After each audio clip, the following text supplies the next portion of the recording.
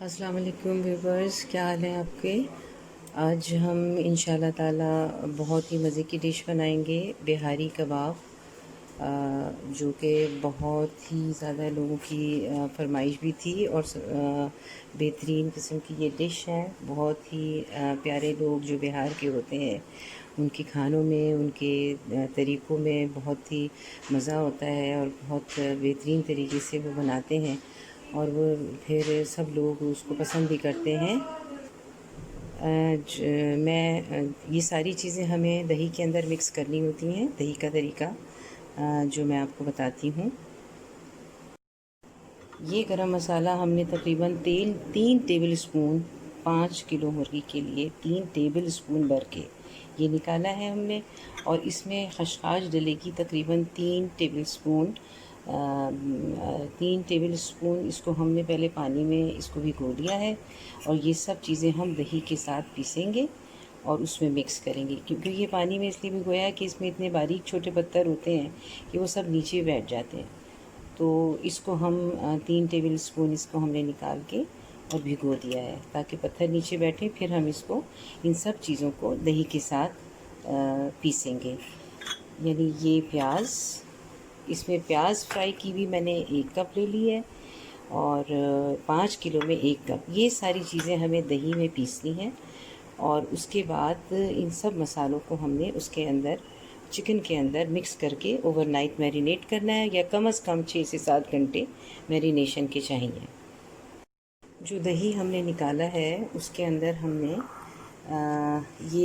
मुझे तो ये पपीता जो है वो ऑरेंज सा मिला है, लेकिन इसमें ग्रीन पपीता मिले, छिलकों के साथ आपको पीसना है। और ये तकरीबन होगा आधा कप।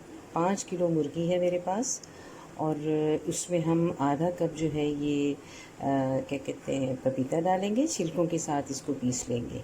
इसी तरह से मैंने ये साबित इसलिए रखा ताकि आपको अंदाज़ा हो जाए। एक बड़ी पोथी जो है ये लहसुन की होगी। लहसुन कम डलता है और अदरक इसके अंदर ज़्यादा डलता है। तो ये तकरीबन 2 इस तरह के अदरक छील के और बारीक बारीक काट के ये सब चीज़ें हमें दही में मिलानी हैं। ये भी हमने दही में मिलाना है। और इसके बाद ये हमने नूरपुर का 200 ग्राम का मक्खन लिया है और नूरपुर का। और इसी तरह से हमने ये हाफ़ कप ऑयल लिया है। हस्बे ज़ायक़ा मिर्चें हैं और हस्बे ज़ायक़ा नमक है। इसके अंदर जो गरम मसाला, इसकी तरकीब मैं आपको इसमें बता देती हूँ। गरम मसाला इसका स्पेशल बनता है, जो मैं तरकीब आपको बताती हूँ। जो गरम मसाला हमें चाहिए होगा उसमें ज़ीरा सफ़ेद जो है वो 5 किलो मुर्गी के हिसाब से आधा पाव होगा, 125 ग्राम तकरीबन। और काला ज़ीरा जो है ये 1 टेबल स्पून होगा। और जायफल और जावित्री, क्योंकि इसकी बहुत तेज़ स्मेल होती है इसलिए हमने जायफल को ये जायफल हमारी जो है वो तकरीबन 1 टीस्पून है। सॉरी, जावित्री हमारी 1 टीस्पून है और जायफल जो है वो तकरीबन हमने 1 ले ली है। इसके छिलके को हमने उतार लिया। 1 जो है ये जायफल है और जावित्री जो है ये 1 टीस्पून है। और दालचीनी जो है हमने 3 बड़ी ली हैं। और हमने जो क्या कहते हैं ये हरी इलायची ली है, वो ये देखिए, इसको हरी इलायची के इसमें से तकरीबन हमने 10 से 15 लिए हैं और इसके छिलके को उतार लिया है इस तरह से। और इसके हमने दाने इकट्ठे कर लिए, क्योंकि जब हम इसे पीसेंगे तो फिर ये पिस नहीं सकता सही से।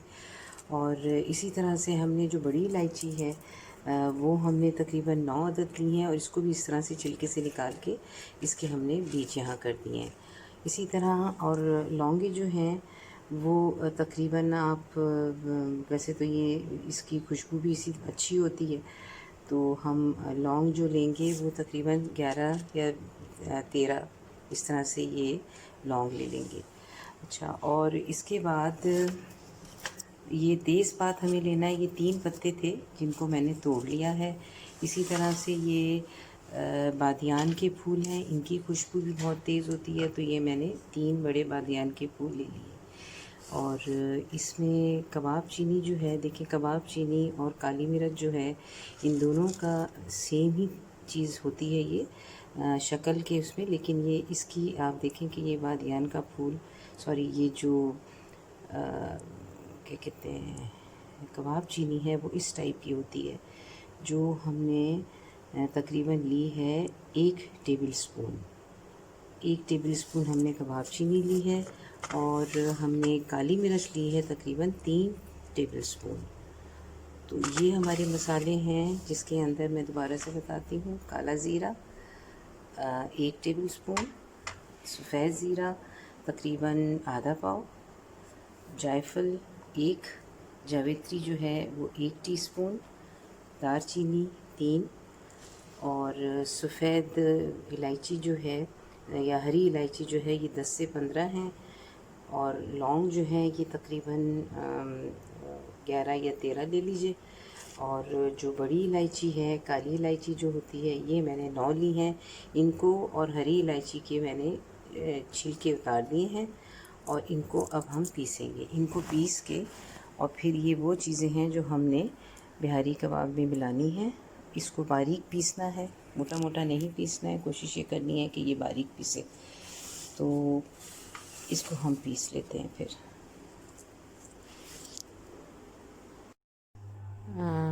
बिहारी हमें कबाब बनाने के लिए इस तरह से चेस्ट पीस हमें लेना है, और इसके हमने पार्चे करने हैं। इसको हम बिल्कुल जैसे पसंदों के पार्चे होते हैं या बारीक बारीक इसकी लेयर्स उतारनी है।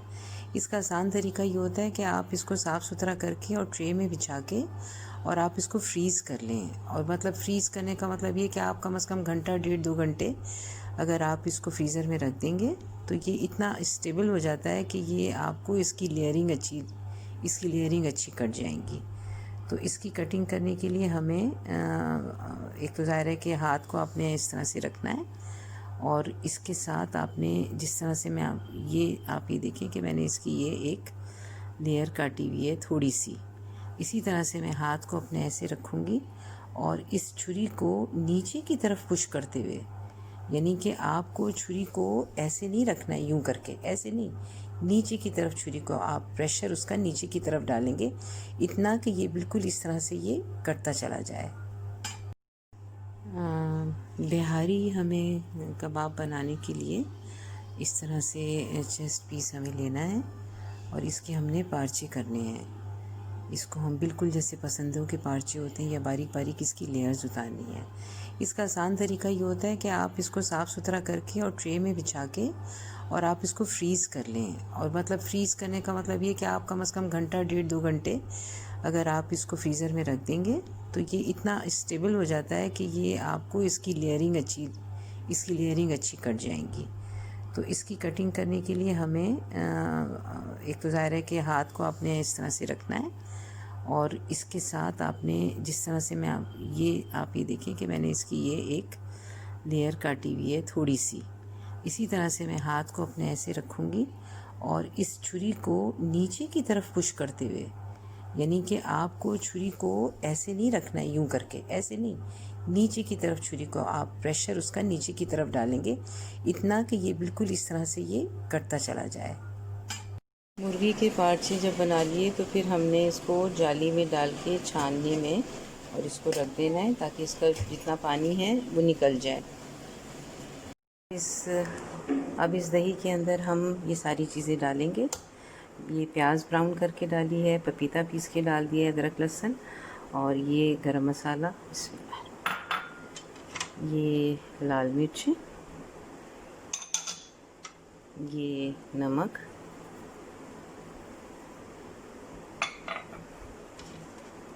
ऑयल, आप ऑयल भी ले सकते हैं जितना जो भी ऑयल आपके घर के अंदर है, और ये मक्खन 200 ग्राम।